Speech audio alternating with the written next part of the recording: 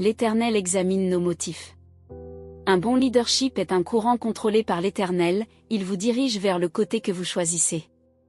Nous évaluons nos actions par les apparences, mais l'Éternel examine nos motivations. Vivre avec pureté devant Dieu et traiter les autres avec justice en dit plus sur l'Éternel qu'un acte religieux. L'arrogance et l'orgueil, marques indubitables des méchants, sont des péchés, point final.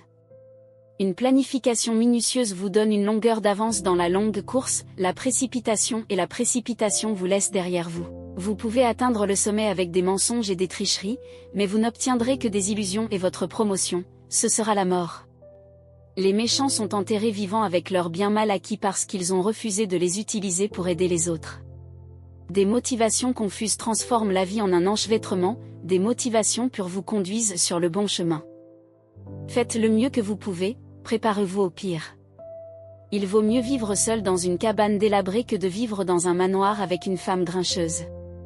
L'âme des méchants se plaît dans la confusion, il ne ressent rien pour ses amis et ses voisins.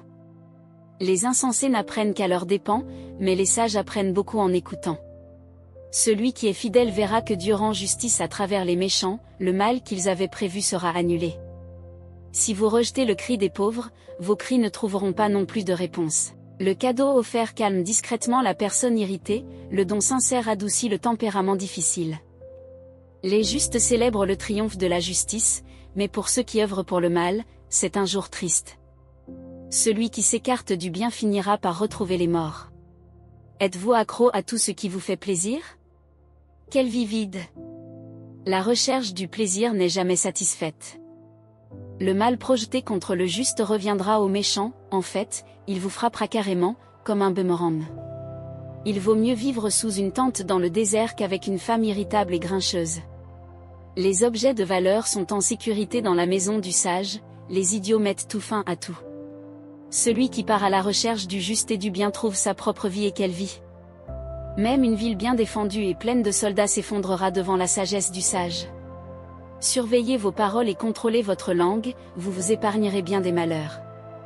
Vous connaissez les noms insolents, sans vergogne, blasphématoires, tous colériques et hors de contrôle.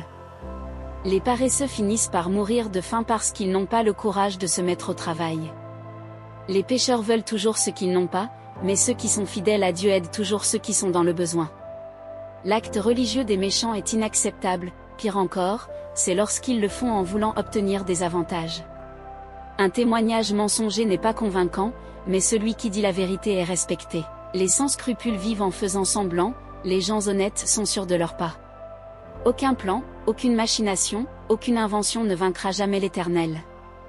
Faites toujours de votre mieux, préparez-vous au pire alors, faites confiance à l'Éternel et vous obtiendrez la victoire.